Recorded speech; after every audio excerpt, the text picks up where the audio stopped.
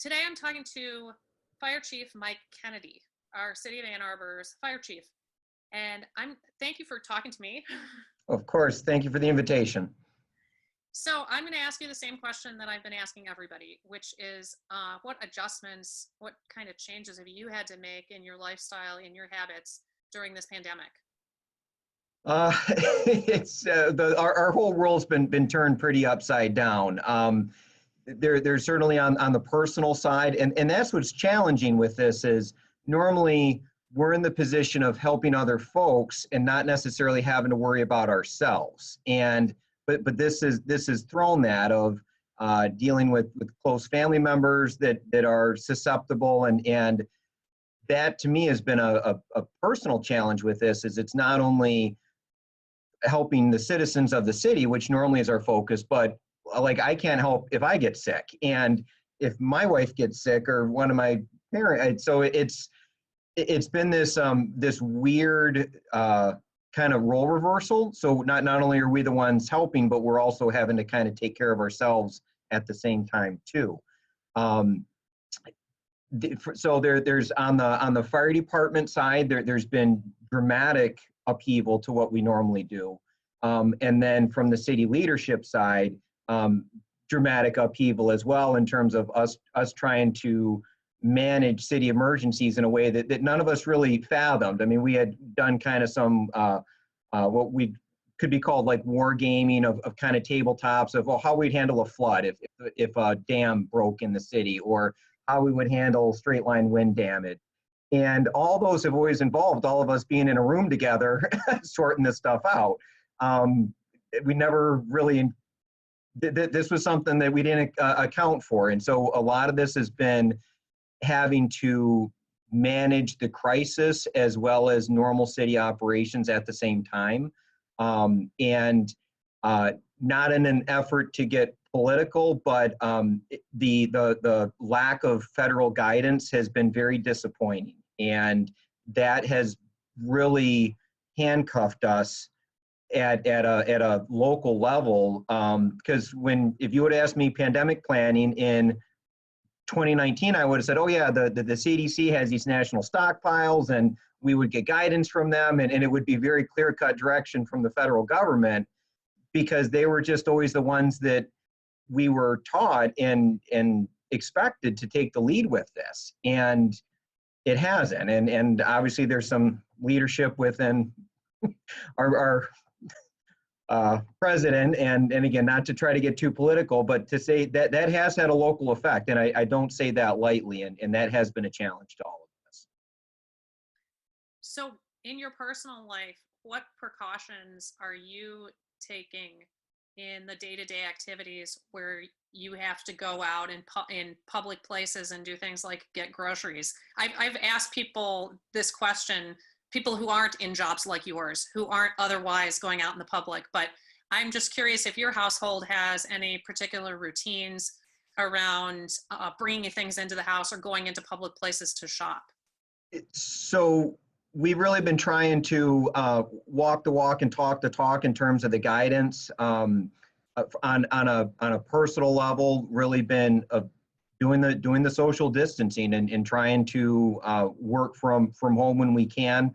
At the station today, and there's been a lot of kind of in and out, but one of the worst things I could have done was infect other staff. And what really drove that home for myself is when the Detroit police chief came down with COVID about a month ago, and one of his senior staff members sadly died from it. And the last thing I wanted to do as a department head is be the vector to take out the department. So, and normally with the fire department, it's a very close knit team environment. So this has gone against the whole fabric of our entire organization of being away from each other and being apart, and literally everything we do is in a team. And so this has just been an upheaval of that. So it's been the struggle of wanting to be there for staff, but also not wanting to, I just couldn't have lived with myself if I got sick and infected other people. So for for our firefighters, when we're going and getting groceries, we've actually put policies in place of them wearing the N95 mask. Unfortunately, we are plenty stocked on that, them wearing gloves. Several of our local grocery stores have been really outstanding of opening up early for first responders. So we could kind of get in there and get in and out and have reduced exposure from the public. So we really appreciate the Meyer and Kroger have really stepped up with that, and that's been appreciated. So some of the people that I've talked to are really cooped up. You know, they don't have a job where they have to go out frequently. But Yeah. what you're describing to me is a huge shift in your job where you're not with your colleagues as much and your teams are not as together. So I guess I can ask you a similar question to what I ask others, which is how are you overcoming this limitation of not being able to be together with people, or perhaps feeling more isolated? Are there any strategies? So I guess fortunately or unfortunately, these last 6 weeks have been some of the busiest of my entire career. Through technology and phone calls. I think my wife probably wishes I wasn't working from home as much as I am, because it's 7 a.m. to usually 9 o'clock at night, if not later, that it's just been constant calls and media briefings and one thing after another. So yeah, I guess I'm somewhat fortunate that this distancing has not been a factor for me. It's honestly, it's been exhausting, because granted, with police and fire, we never really get a day off, but at least for myself as the fire chief, unless it's a pretty significant event on the weekends, I'm able to disconnect. But with this, the speed of what this has moved, and the second and third effect problems that we've had from logistics and supplies, and we've had a staff member get affected, and families of staff members.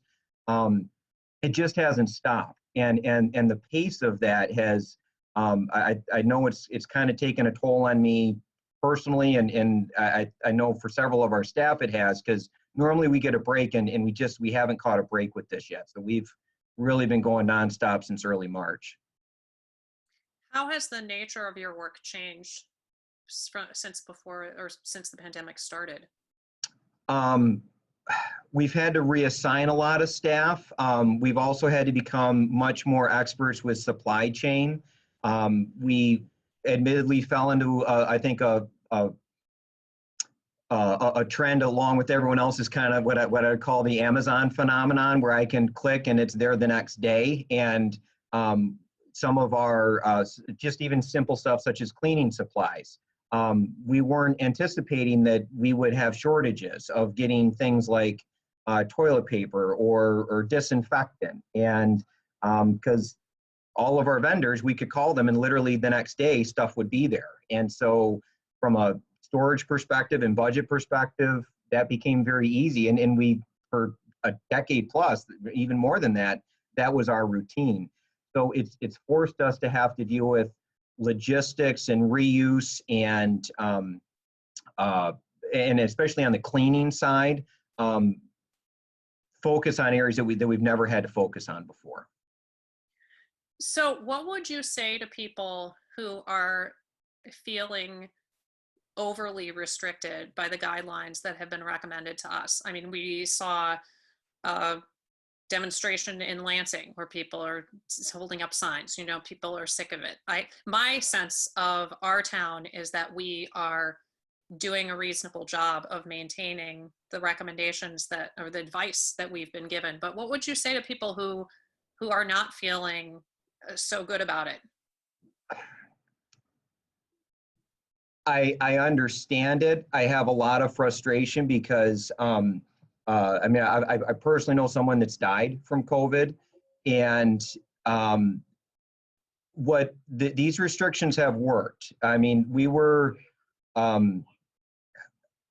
It's difficult for personal feelings not to bleed into a professional role, and especially in this scenario. And I understand people are frustrated, and I understand people feel that some civil liberties are being taken away, but it's not being done lightly or without significant reflection and understanding of what this means. But it is working. I mean, where we were at a month ago is dramatically different from where we're at now. But yeah, I understand. I appreciate the frustration. But this is truly one where we have to look at the greater good. And no one is saying that it's going to be like this forever. We just have to go through a rough spot to get to a better area. So. Well, those are actually all of my questions. So the only thing left to say is, do you have anything to add? Anything else that you would want to say? We just really appreciate the support. Ann Arbor's always been a great community for first responders, and we really received a lot of reach out, and we appreciate that. And by people staying in, it has actually reduced our call volume. And one of the things with these COVID calls is a normal medical emergency might take us 10, 15 minutes. Well, now with the gear that we have to use, the disinfecting we have to use, that normal call that would take 10 or 15 minutes for us is now an hour plus, just with all the protocols and procedures that we have to do. And so by people staying in, we have less car accidents. We have less people having trauma or other emergencies that would happen in the day-to-day life. So by the reduction in the normal, what I would call our normal incidents, has helped us to focus on the COVID stuff. And that has made a difference here in Ann Arbor, and we appreciate those efforts because it has helped us dramatically. Well, I want to say as a resident that I'm really grateful for our first responders, and my impression of how the city has responded to this pandemic is that everybody's come together. I'm a part-time employee of the city, and all of you full-time employees of the city are really stepping up, and I'm really grateful. Yeah, we've got a great team. We're very, very fortunate in that regard.